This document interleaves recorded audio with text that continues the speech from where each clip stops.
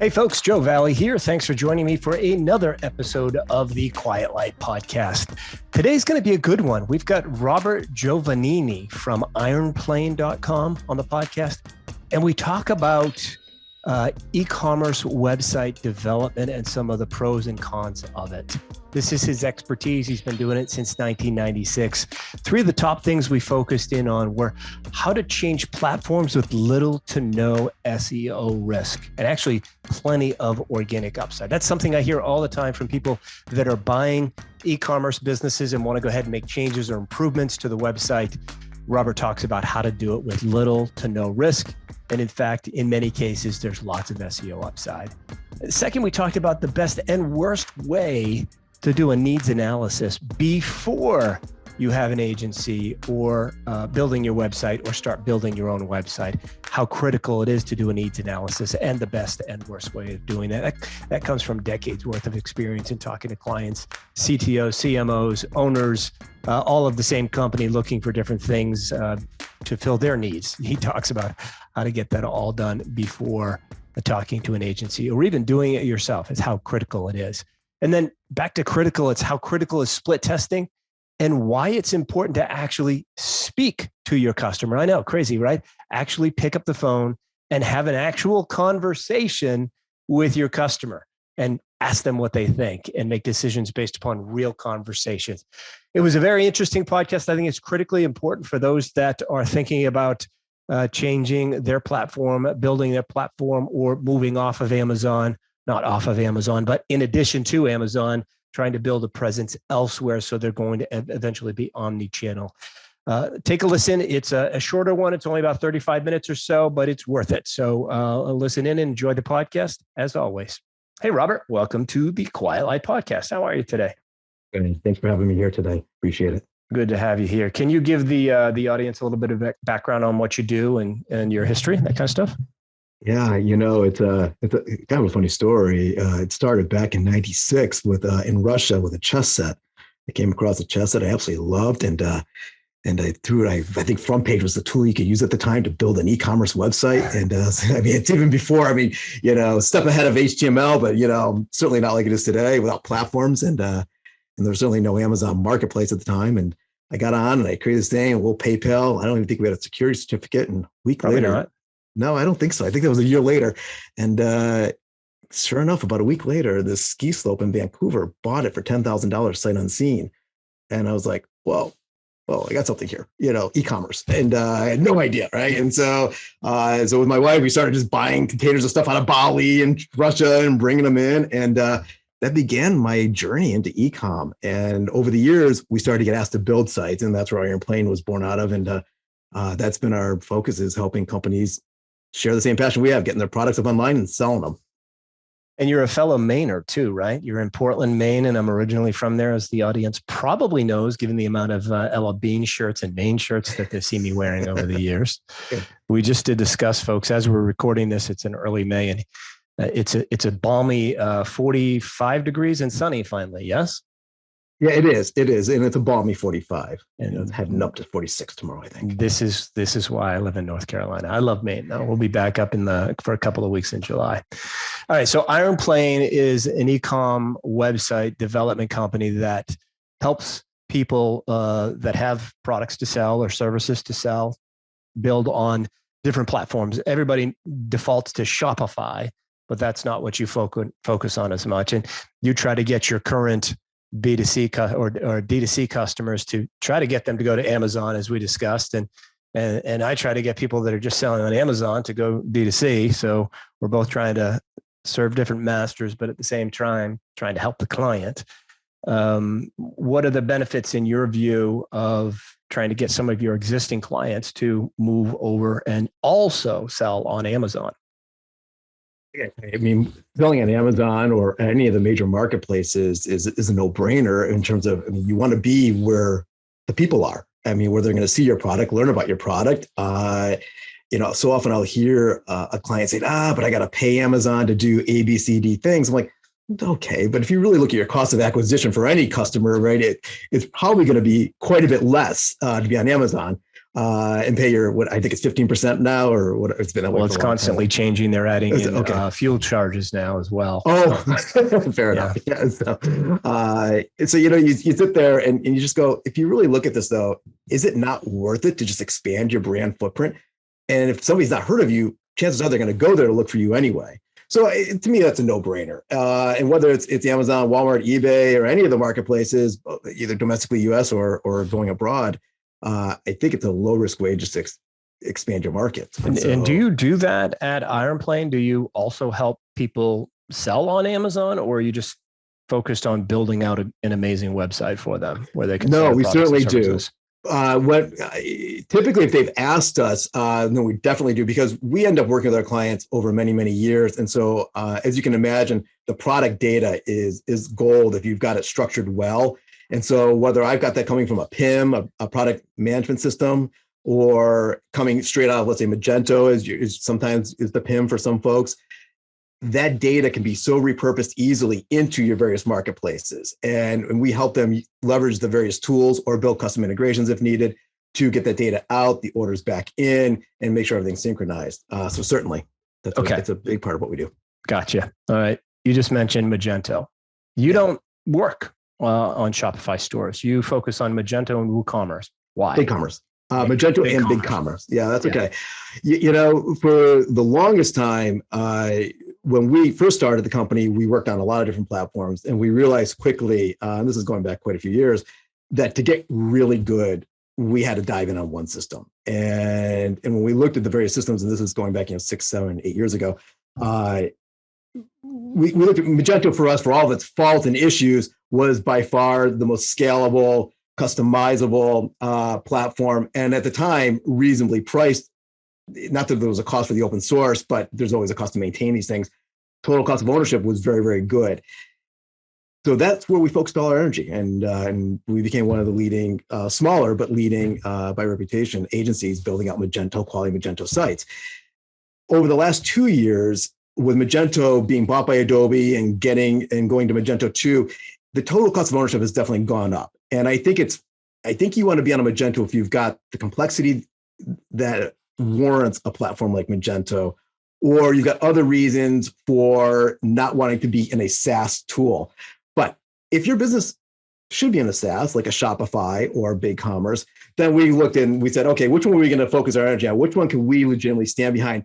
And we looked very closely at both tools, and we really came down on BigCommerce just because we felt that its APIs and its tech stack were just a little more geared to companies that are growing and maybe have some more custom needs and want to not be as me too and nothing wrong with Shopify. You can do a lot in Shopify, but we just felt that the tech stack in BigCommerce allowed for that little more flexibility and growth. So what size companies should consider BigCommerce and Magento versus Shopify, in your opinion? It's a great question. When we get asked that, I don't actually base it on size of company. It's really about what are your business needs. If you've got $100 million a year company with 10 SKUs and no complexity, and they're not integrated in complex ERP systems, you could be on WooCommerce, practically speaking. You'd be on Shopify. You can be on anything at that point, because you're not going to have a hard time switching, which is something you got to consider. If you're ever going to need to move off a platform, I want people to be thinking about that ahead of time, because if a platform changes or the cost metrics change in it, and you're stuck in there and you can't get off for 6 to 9 or 12 months because you got such complexity, that's a reason maybe not to be on a SaaS platform, okay, like a Shopify or even a BigCommerce, which is why you'd be on a Magento or a custom build. However, you've got real simple products. A SaaS tool is fantastic at that point, almost no matter the size. And so, because you have the flexibility and portability.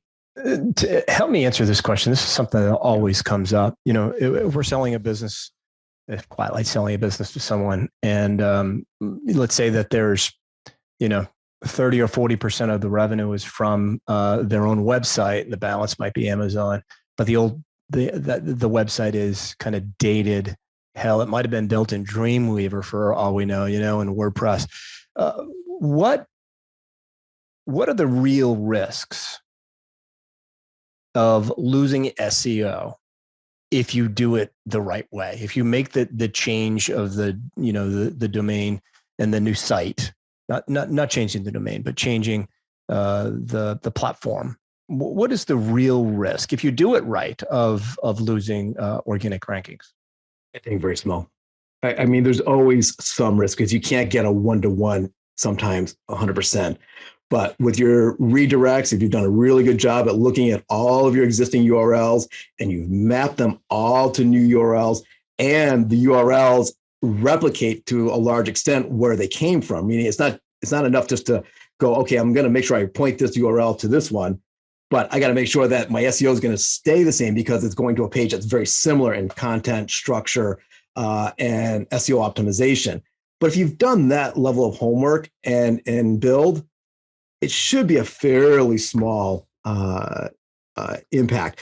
And if anything, chances are, if it's a real old site, it has not been SEO optimized, and all the pages that have been SEO optimized in years anyway. And so you should get a bump from just doing things new and better. And so now, if the domain names remains the same in this situation, but we're moving it over to a new platform. That's right. SEO risk. That's right. Though. Good. That's right. All right.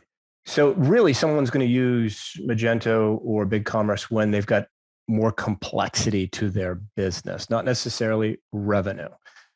What kind of complexities are we talking about? What are the advantages over BigCommerce versus Shopify, for instance? If I've got a SaaS business, of recurring revenue and different options and things of that nature. Give me an example. Yeah, I think two things. One, product configuration to the front to the end user.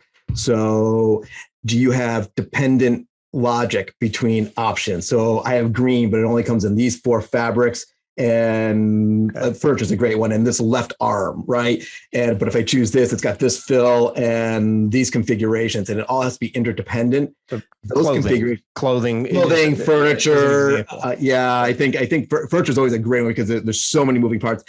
And so that's the front end and how you present to the consumer and a final price that's being built up, right? And then from the back end, whether or not you're showing these options, you've got, if it's cost plus and it's tied into an ERP system and what raw materials are available and how all that feeds through to build up the pricing that you're showing on the website and what's available in inventory or back ordered. Those kinds of complexities quickly can get you might be able to pull it off in Shopify and even BigCommerce, but you're building a lot of architecture to pull it off. Whereas if you've got either a custom build with microservices or a Magento, which is I put sort of in the middle, you got a platform, but you can do a lot of customization. Yeah, you can make it work, and you can make it work fast and efficient for the customer. So, before we started recording, I had to move my Todd Snyder bag over there in the corner. He's partnered with LL Bean, so I'm buying some of his clothing. ToddSnyder.com would be something that would be absolutely not on Shopify because they've got all sorts of different sizes and colors and variations. If they're interdependent is really the key. I mean, certainly you can have size, color on Shopify, but if this size is dependent on 4 other options that you chose, I see. It's that interdependency, conditional logic, basically, that you can, I mean, as I said, you can usually figure out a way, but it can get complicated. And not efficient for your website. Then you're starting to look at things like not only product configuration, but are you integrating with ERP systems? And to what extent are those ERP systems able to fully connect in with the product database and the order management system of the SaaS platform? I'm gonna call you out on the acronym. What does ERP stand for? Oh, sorry, Enterprise Resource Planning and Planning. That's all right. It's fun to do that. I sometimes don't know what it stands for, but it's fun to do that because sometimes we use them so much, people can't go, well, it means resource planning. They just, God, I hope I had that right. So you're like, no, it's something else, but production or something. But ERP systems, right? Whether that's QuickBooks, which can be the most, usually the baseline for most people. Like QuickBooks Desktop is notoriously difficult to integrate with systems. You can't integrate it with a Shopify store? You can, but it gets hard. And the deeper you want to integrate it, right, the harder it is. Why would someone use QuickBooks Desktop versus QuickBooks Online? Is there more to it? No. Okay. It's just a habit. That company you're talking about that has a website they haven't updated in 5 years? Yeah. You've got your habit, folks. Come on. You can log in. You can't log in from anywhere in the world unless you're logging into your computer. This is not go to my PC days, folks. This is just go to QuickBooks Online. We wrestle with that. Have you been successful in advising and having any of your clients move from just selling on their own stores to selling on Amazon?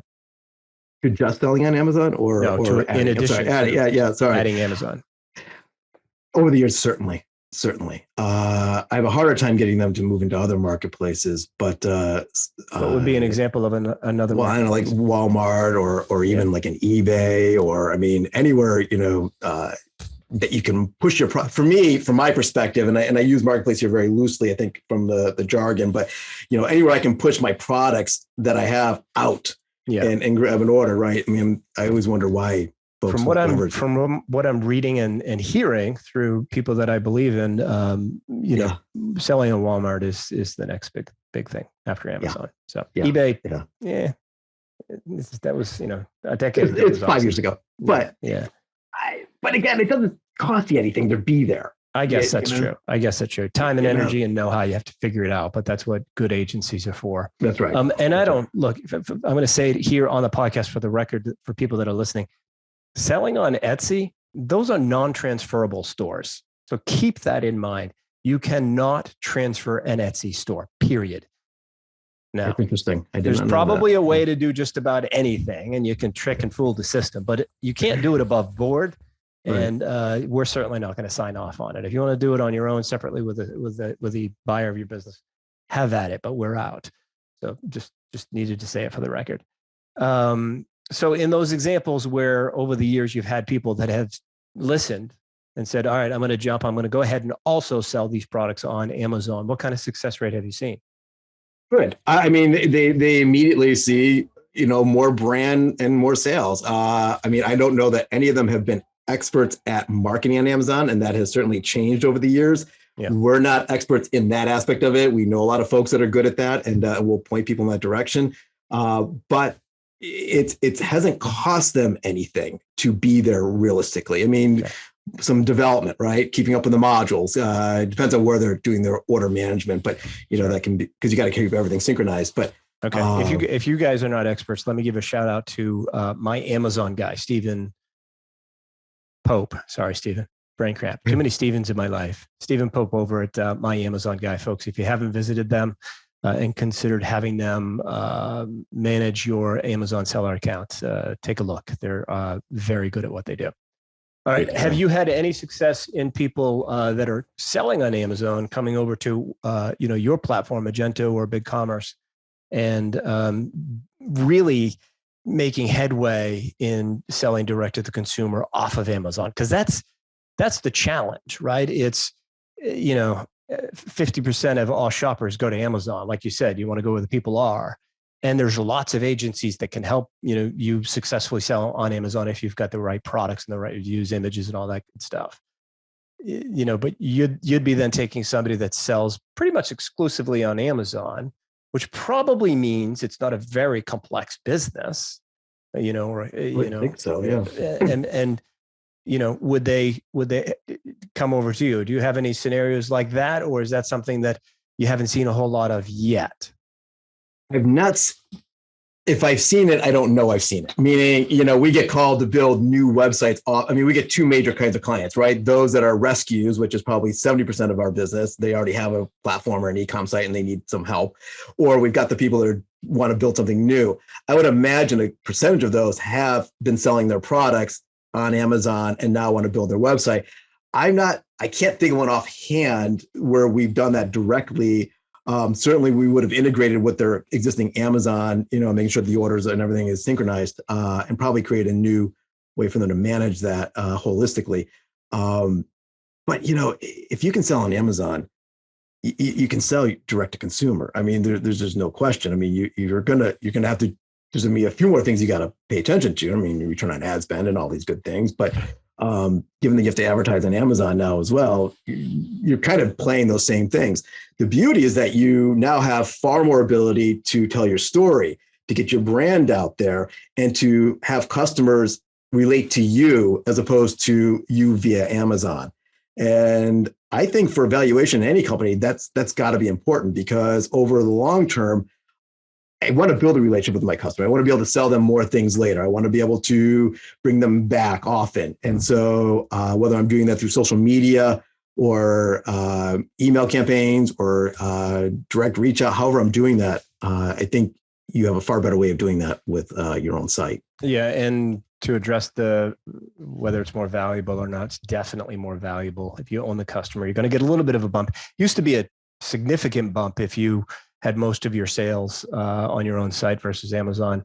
Now with the FBA aggregators and the multiples coming up on Amazon platform SKUs, I'm trying not to say Amazon businesses anymore. This is what I'm struggling with businesses that sell their products on Amazon. The multiples have come up. They're not equal to your own website sales where you own the customer, but they've definitely come up. So in building so many customer product oriented websites over the years, what are the top recommendations you would give to somebody, over a cup of coffee or a beer in terms of building out their business, their site? If you've got multiple stakeholders, and it doesn't matter really even how big your company is, but sometimes we'll get called, if we get called by a CTO, we know we're going to get this set of things that they want on our website. If we get called by marketing, an e-commerce marketer, we're going to get these things. And if we get called by the owner of a company, we're going to get these things.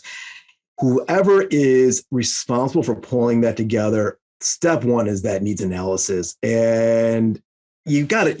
And you don't have to go too technical, but you got to know, what does the owner want to see out of this website? Is it that they care about their story and their brand, or are they really looking for new business, right? What is the CTO looking for? Is it compliance? Is it all these other things that are going on, or security? And what is the marketing person? What is the salesperson, your end consumer? That's going to drive what it is you need your website to create, right? And then when we start to sit down with people on how to build out a website, once we have that laundry list of items, then we can say, okay, well, what's the priority here in the next 6 months, 3 months, year? Because that's going to start to lead us down the path of what you need and don't need, or what's a want to have versus must have. And because it's so easy. In fact, I'll have a conversation later today. We love this client, and they came to us and said, we want to upgrade our site. They're on enterprise and all these things, and they wanted a new front end design, and they wanted to incorporate all their stuff from WordPress and everything else, the front end design being the look and feel, what somebody can see, right? Yeah. And the client's going to see. And we always tell people, look, you can do something that's very theme, turnkey oriented, or you can go completely custom, every pixel, right? And so, but this has a very steep cost in terms of time and money. And there's usually a nice medium in there. And sure enough, the budget came back probably 3x what they wanted and the time. And we said, well, let's cut this out. Let's cut this out. None of this is going to drive business. This is all vanity stuff here. And this is what's going to drive business. And I don't know where they're going. They still may go for a lot of the vanity because the brand is so important and the story is so important. And I get that, but I really don't think they're going to see an ROI on that. I think that is just more about story, which can be okay depending on your company. But we want people to really think through what it is they're looking for and why. And if they're really business oriented, what is the business rationale for every decision? Because that will help you to tighten up the budget and get you started. The other thing, and I imagine there's similarities with the Amazon type businesses too. You don't need to like in Amazon, you don't want to load a million SKUs day one. You want to learn the business. You've never been in it before. Same thing here. New platforms, upgrades. There's a big learning curve. Better to crawl, walk, run. Always. Let's just do a phase one. Everything else can be done, but let's get you to a point where you can be taking orders or whatever we're defining as the minimally viable, right? Solution. And then, because you're going to learn so much more, and all these ideas that you thought were good over here, thank heavens we didn't do them, because now you realize that you don't need any of them, and now you want to go in this direction. And so, and it doesn't have to be fully agile, but it allows you to be a little more nimble, let's say. I like the idea of being nimble, and obviously you are probably data heavy in terms of data analysis. Is this working? What's the cost per, thousand, ad spend, ROAS, whatever it might be that you're studying? You got to pay attention to that. And I would imagine split testing landing pages as well. All stuff that you do. Yeah. I mean, we've got a whole, when we talk about front end, right, which is UX and conversion rate optimization and all that side of the business, when we have our back end, which is all the operational type things, making sure it's integrated with their ERP systems and their order management systems and their PIMS and whatever else, their product information management systems. These things are, we're looking at both sides of that equation at all times. What are some of the biggest mistakes that some people make in terms of going off and building their own website? That's a good question. I think it gets back to what we were just talking about. Too much. They want to do too much too quickly. Really distill it down. At the end of the day, I always tell my PMs when they're talking to their clients on a quarterly basis for strategy, find out what the current goals are, because everything we recommend should be based around what their business goals are. And really, at the end of the day, it's one of three things. It's get more clients to my site, get them to spend more, and get them to come back. Now, if it goes beyond that, we're getting out of the core e-com things and maybe more into marketing or brand and things like that. But 90% of our clients really, at the end of the day, want to see one of those three metrics improving, if not all three. And so when I tell clients, don't make the mistake of thinking that having 4 committees look at where your logo is placed up on the header there is going to improve your bottom line. It's not going to. It may feel good. We may justify a lot of great brand analysis, but at the end of the day, it's not likely to make a difference. And so we take I've been in e-com since 96, as I said, and God knows how much I've spent more money than I ever cared to and wasted more money than I ever cared to on all kinds of website things and trying to make my products sell and thinking, oh, well, I got to do this, I got to do that. And really, at the end of the day, a fast, easy to check out site, which is why Amazon is so powerful. If I can find the product and I can check out quickly, and there's some validation on there that I'm making a good decision, I think you got it. And then everything else is gravy. I had a conversation with somebody a few weeks ago about bounce rates and how to keep customers on site and engaged. A lot of people just immediately offer, if they go to check out or if they go to leave the site, a pop-up that says, wait, we're going to give you this coupon and you can save 20% today. And if then they leave, then they're going to get a 25% or 30 or 40% email following up with further discounts. What are your thoughts on that type of, I don't know, I want to say desperate conversion rates? What are your thoughts on doing those types of things? I think if your price is within market and somebody's leaving at that point, I'm not sure I would. You have to test it for sure. No question. I would test it, right? And see what's going to give me more money at the end of the day. But just discounting my price immediately just tells me that I was going to overpay you 5 minutes ago. And I think that's a disconnect. Now the next time I come back to you, I'm always going to assume there's a 20% discount on this product and I'm overpaying if I don't get it.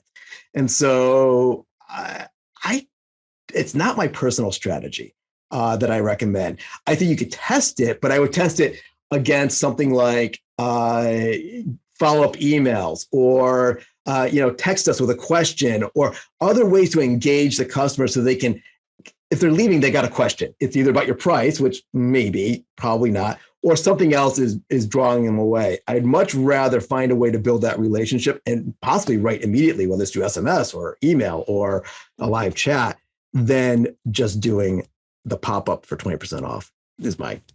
You just used the word testing probably 10 times in that response. Talk to me about how important it is. Yeah. And how difficult it is to implement split testing and how long you've got to let it run before the real data reveals the better option.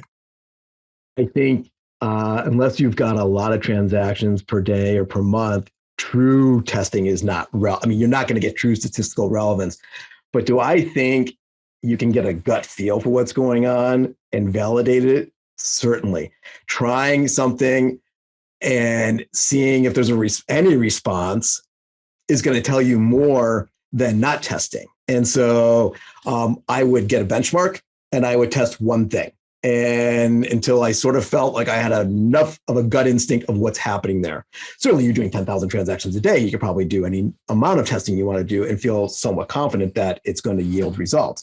But most e-com clients, 10, 20, 100 orders a day, you can start to do some testing there, but you're not going to do a lot of testing. You're not going to test granularly, but you can certainly test an offer. At the end of the day, I would just call my customers, and I'd call my influencers. I would talk to my vendors. I would kind of go at it more from a psychographic, with an awful word. But actually have a conversation with a customer? What are you, crazy? Can you imagine?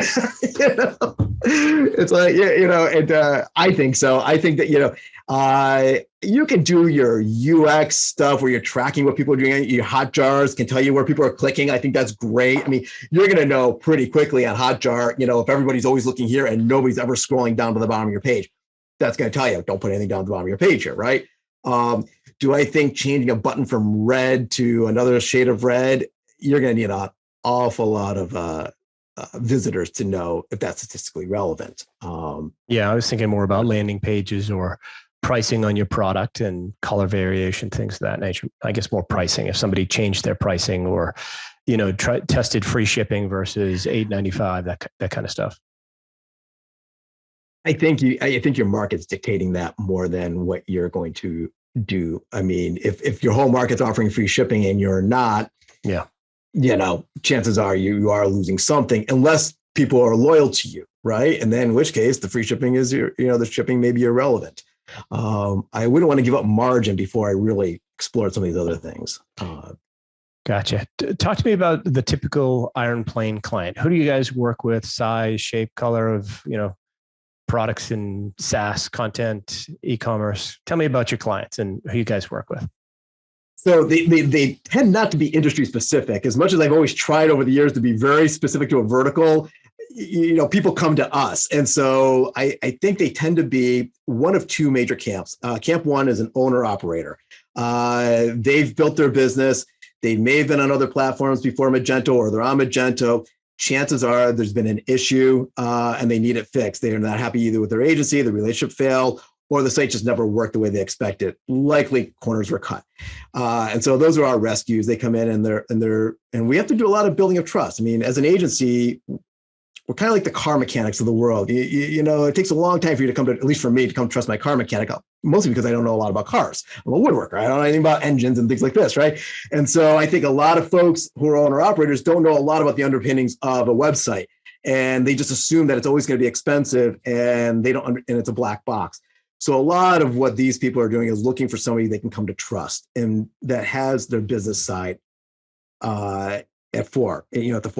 And this is why I think we're a little bit different. I came out of business. I didn't come out of coding and development. And so, when I'm talking to them, it's like, what's our goal here business wise? And then let's back into that, because there's always various technological solutions, but really the technology should fall to the wayside. So the owner operator is common. Their size of business, if they've been in e-commerce, they could be a startup because they know what they're getting into. But typically they're at least 5 million a year. And I'd say it's a broad range, but up to 100 million a year. We've got some far bigger, we got some far smaller. The ones that get below 1 million, chances are an agency is going to be too much for them to bring on and manage the website, depending on their margins and what they're doing, how fast they're growing.